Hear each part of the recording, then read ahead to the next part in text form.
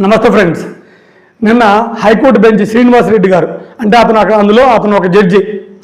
అతను ఏం పెట్టారంటే, ఆంధ్రప్రదేశ్ గవర్నమెంట్ విషయంలో నేను చాలా బాధపడుతున్నాను అని, ఆంధ్రప్రదేశ్ గవర్నమెంట్ సోషల్ మీడియా విషయంలో నేను చాలా బాధపడుతున్నాను అని, దాని ఇంగ్లీష్లో సారీ టు స్టేట్ ఎఫ్ఐఆర్స్ అని పెట్టారు.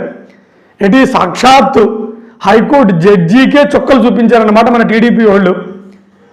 మామూలుగా కాదు, ఆయనే భయపడిపోయింది తీర్పులు ఇవ్వడానికి. అంత వైలెంట్గా మన ఈ చంద్రబాబు నాయుడు గారి సోషల్ మీడియాలు నడుస్తున్నాయి.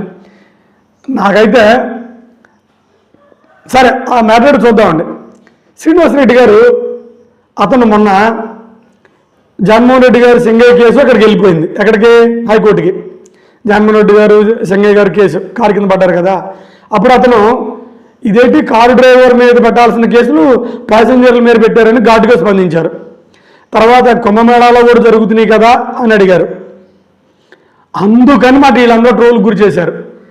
అతను ఈ మాట ఎందుకన్నారంటే, మొన్న తిరుపతి లడ్డు కల్తీ కేసులో ఆ నిందితులకి బెయిల్ ఇచ్చారు, ఆయనే ఇచ్చారు. తర్వాత జగన్మోహన్ రెడ్డి గారి విషయంలో కూడా ఇందులో ఏముంది, యాక్షన్ జరిగింది, దీన్ని మీరు ఒక మర్డర్ కోణంలో దీన్ని ఎందుకు చూస్తారు? ఇప్పుడు ఒక పెద్ద సీఎం క్యాండిడేట్, మాజీ సీఎం కార్యకర్తలను చంపేసుకొని తీసి రెండవతలో పడేస్తాడా? దీనికి మర్డర్ కేసు ఆ సెక్షన్స్ ఎందుకు పెట్టారు అని ఏపీ తరపున వచ్చిన లాయర్లని, టీడీపీ గవర్నమెంట్ తరపు వచ్చిన లాయర్లని గట్టిగా అడిగారు.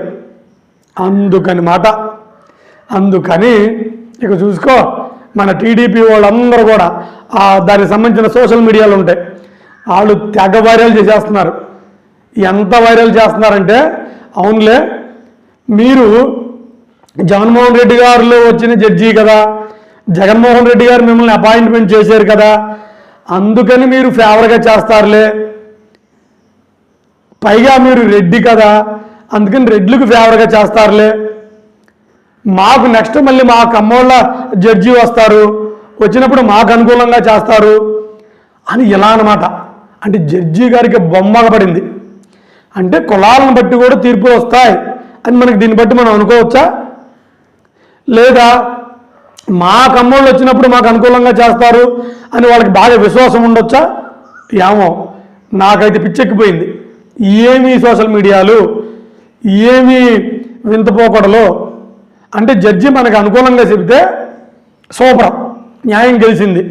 జడ్జి మనకు అనుకూలంగా చెప్పకపోతే న్యాయం ఓడిపోయింది, అన్యాయం గెలిచింది. ఇంక అందుకాడికి ఈ కాన్స్టిట్యూషన్లు ఎందుకు, జడ్జీలు ఎందుకు, ఈ పెద్ద బిల్డప్లు ఎందుకు? అసలు జడ్జి గారిని భయపెట్టారు మన సోషల్ మీడియాలు, టీడీపీకి సంబంధించిన సోషల్ మీడియాలు. అది ఇప్పుడు విపరీతంగా వైరల్ అవుతుంది. ఆ సాక్షాత్తు జడ్జి గారే తన బ్లాగ్లో ఇది పోస్ట్ చేశారు. ఆయన పోస్ట్ చేస్తే ఇంకో మాట కూడా అన్నారు, బాబు మీకు నమస్కారం ఉన్నా బాబు, ఈ కేసులు నేనేం చూడను, వేరే బెంచ్కి పంపిస్తాను అంటే. వాస్తవంగా ఇప్పుడు తిరుపతి లడ్డు కల్తీ కేసు, జగన్మోహన్ రెడ్డి గారు సింగయ్య కేసు, లేకపోతే కాకాని గోవర్ధన్ రెడ్డి గారి కేసు, ఇలా కేసులు ఉన్నాయి. వీటన్నిటికీ ఇతని దగ్గరికి ఏం రావు. హైకోర్టులో చాలా బెంచీలు ఉంటాయి, ఆ బెంచీలకు వెళ్తాయన్నమాట. వేరే జడ్జి లీవ్లో ఉండటం వల్ల ఇతని దగ్గరకు వచ్చినాయి. ఇతను విచారించి వాటికి బెయిల్స్ ఇస్తుండో లేదా ఎందుకు ఇది అని అడిగారు. ఇప్పుడు అంతే కదబ్బా, ఇప్పుడు డ్రైవర్ తప్పు చేస్తే ఒకవేళ డ్రైవర్ మీద పెట్టాలి, నేను ప్యాసింజర్ మీద పెట్టడం ఏంటి? ఇది కామన్ మనిషికి వచ్చే డౌట్ జడ్జి గారికి వచ్చింది. అన్ని సెక్షన్ తెలిసిన అతను అడగడా? ఇంకా అంతే ట్రోల్స్.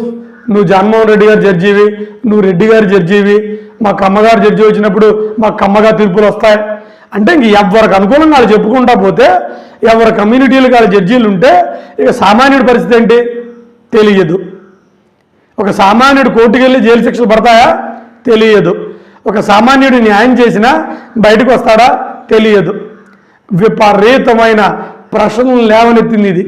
ఆ శ్రీనివాస్ రెడ్డి జడ్జి గారు ఇచ్చిన పోస్టుతో. ఏమైనప్పటికీ ఈ జగన్మోహన్ రెడ్డి గారు కేసు విషయంలో టీడీపీ వాళ్ళు చేస్తున్న ట్రోల్స్ మాత్రం ఏకంగా జడ్జిని ఢీకొట్టినాయి, జడ్జి గారికి చుక్కలు చూపించినాయి. ఇక సామాన్యుడి పరిస్థితి ఏంటి అని నాకు డౌట్ కలిగింది. జడ్జి గారినే వీళ్ళు భయభ్రాంతులు గురి చేశారంటే ఇక చిన్న చిన్న కథలు వండి వార్చి సామాన్యుడికి చుక్కలు చూపించరా అని ఒకసారి అనుకున్నప్పుడు నాకు భయం కలిగింది. నిజం ఫ్రెండ్స్, ఏమైనప్పటికీ మనం ఏమీ చేయలేం. ఈ డబ్బు ఉన్నవాడిది లోకం, ఈ నోరున్నవాడిది లోకం, సోషల్ మీడియా ఉన్నవాడిది లోకం. జై ఆంధ్రప్రదేశ్.